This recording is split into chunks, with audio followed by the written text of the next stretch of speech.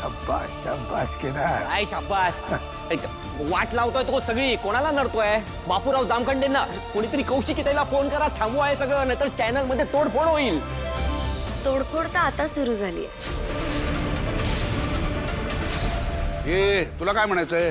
बापू पैसे खातो? असं मी म्हणालोच नाही, हे शब्द तुम्ही स्वतः बोलले आता. ए ए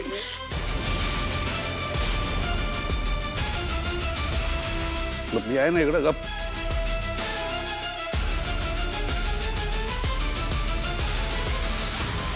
ए उगत मला शब्दात गुंडाळू नको, कळलं ना? तुला माहित नाही मी कोण आहे ते. अख्खा पक्ष माझ्या मागे उभा आहे. कुठला पक्ष सर? आत्ताचा की आधीचा? नाही, तुम्ही 6व्यांदा निवडून आलात ना, आणि त्यामध्ये 3 वेळा तुम्ही पक्षांतर केलं म्हणून विचारलं. अरे पक्ष कुठला का असे ना, बापू तोच आहे ना. अरे इथं मी रोजगार आणायला काहीतरी नवीन काम करतोय, आणि तुम्ही काय घेऊन बसला त्या 4 झाडांचं? मोठा मोठा विचार करा. हा, आणि आता हे आवरा. हो सर. सर, वरिष्ठ महत्वाचे की कार्यकर्ते? वरिष्ठ. पण त्यांच्यापर्यंत तुम्हाला कार्यकर्तेच पोहोचवतात ना सर. हे चामारी तुझी आहे. पैसा महत्वाचा की माणूस? माणूस.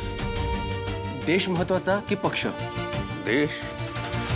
मग जेव्हा देशावर संकट येतं तेव्हा हे सगळे पक्ष एक का होत नाहीत?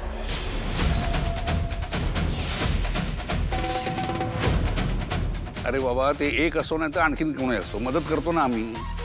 आता या पुराच्या वेळेला तुम्ही पाहिलं नाही का आम्ही किती लोकांना मदत केली ते? त्याचं पुरेपूर मार्केटिंग सुद्धा केलंय सर तुम्ही. खाण्याचे पॅकेट्स, धान्याच्या पिशव्या, अहो एवढंच नाही तर औषधांच्या किटवर सुद्धा तुमचे फोटोज होते. आता त्यांना मदत मिळणं महत्वाचं की कोणाचा फोटो लागलाय हे कळणं महत्वाचं? असं म्हणतात की एका हाताने जर दान केलं तर ते दुसऱ्या हाताला कळू पण नाही. पण सर तुम्ही दानाचं सुद्धा भांडवल करताय, मार्केटिंग करताय. ए तू आरोप करतोय ना माझ्यावर? अहो सर, मी काय आरोप करणार आहे सर? मी तर एक सर्वसामान्य माणूस आहे. मी फक्त जनतेची बाजू मांडतोय सर. त्यांना असं वाटतंय की आपण निवडून दिलेला उमेदवार राजकारण करताना समाजकारणापासून दूर जातोय. दूर आम्ही नाही, तुम्ही जाताय. सरकार म्हणून आमचं काय काम आहे? आमचं काम आहे सुविधा उपलब्ध करून देणं. आता त्याचा लाभ घेण्यासाठी तुम्हाला सुद्धा कुठेतरी पुढे यावं लागेलच ना. कोणत्या सुविधा सर? अरे वा, शाबास माझा हिरो. चांगली अद्दल घडव ह्याला. सरकारी योजना काय आहे, कोणासाठी आहे, हे सर्वसामान्य लोकांना कळत सुद्धा नाही सर. पण इलेक्शनचा प्रचार अगदी जोमाने केला जातो. शिवाय ज्या सुविधा मिळतात हे सुद्धा वारंवार बघितल्या जात नाही सर. शाळा आहे, शिक्षक नाहीये. फुटपाथ आहे पण चालायला जागा नाहीये. गाड्या आहेत तर चालवायला रस्ते नाही. रस्त्याचं रुंदीकरण नाही म्हणून ट्रॅफिक होतंय. ट्रेन आहे पण उभं राहायला जागा नाही. बसेस आहेत पण त्या कधी वेळेवर येत नाहीत.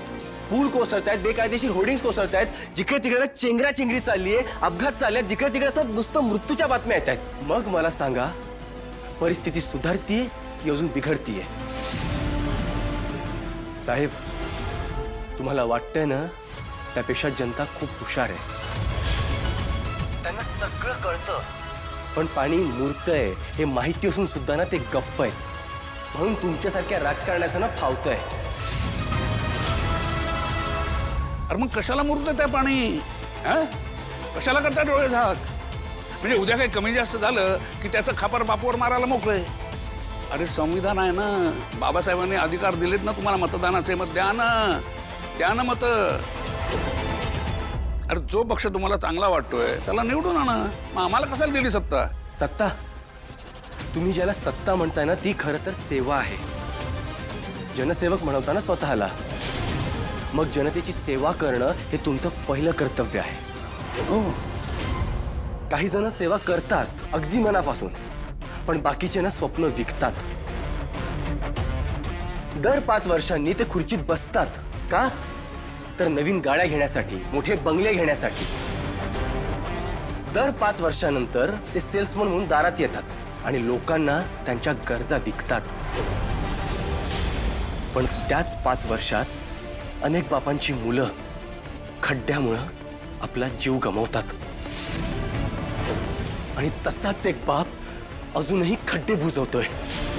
मुलगा पूल पडल्यामुळे नदीत वाहून गेलाय, तर त्याचे आई वडील अजूनही तो परत येण्याची वाट बघताय.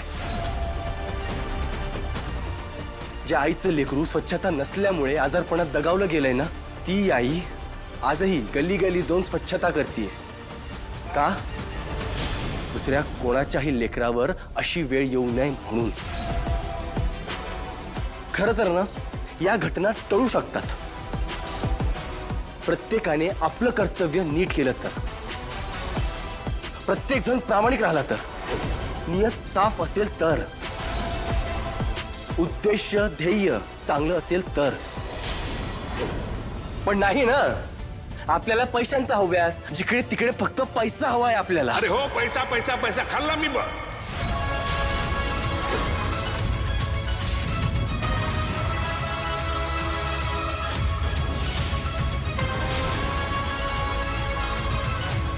माती खाल्ली. ए बंद करा, बंद करा. हे थांब रे साहेब, वेळ संपली आहे. आपल्याला पुढच्या कार्यक्रमाला जायला उशीर होतोय. माझी वेळ संपली म्हणून नाही तर तुझ्या प्रत्येक प्रश्नाचं उत्तर दिलं असतं मी, समजलं? जनतेने तुम्हाला यापेक्षा जास्त वेळ दिलाय सर. त्यांच्या सेवेत कधी कमी पडणार नाही अशी आशा करतो. सावकाश, ही लोकशाही आहे सर. जोपर्यंत लोकशाहीचा हा चौथा स्तंभ कोणत्याही नेत्याच्या पायाशी लोळण घालणार नाही, तोपर्यंत लोकशाहीला धक्काही लागणार नाही. हे काय बोलतोय हा? खूप प्रॉब्लेम होतील मॅम. काय करायचं आहे?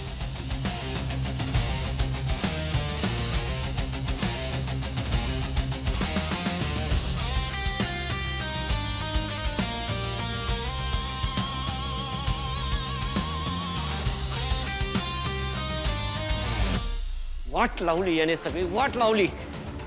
याचा अतिशहाणपणा याला नाही आपल्याला नडणार. आता जामखंडे पूर्ण चॅनलची वाट लावणार आणि ती कौशिकीताई केदारची. पण तुम्ही सगळे फक्त बघत राहा असेच.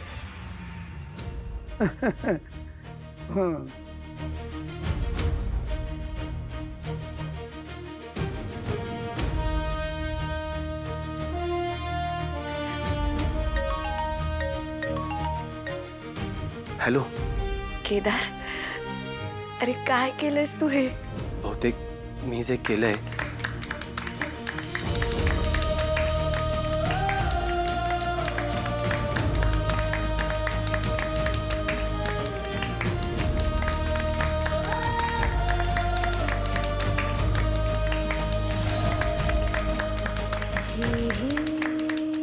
जे केलंयस ना, ते चांगलंच केलंयस.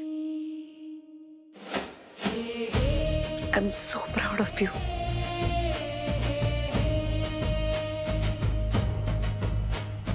Very good Kedar.